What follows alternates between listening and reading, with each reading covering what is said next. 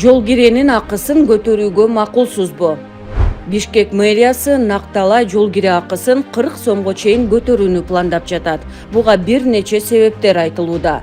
Биринчиси, Накталай эмес төлөмдүн көлөмүн көбөйтүү. Мындай төлөм менен 1 сааттын ичинде жасалган каттамдарга бир каттамдын эле баасы төлөнөт. Экинчиси, акча айдоочулардын сол чөнтөгүнө кетип жаткандыгы. Үчүнчүсү, Накталай төлөмгө коюлган планды аткарыш үчүн айдоочулар автобусту катуу айдап, жол кырсыктары көбөйгөнү.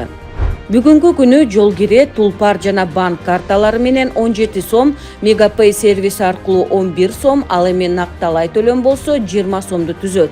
Эми бул сумма 40 сомго чейин көтөрүлүшү мүмкүн.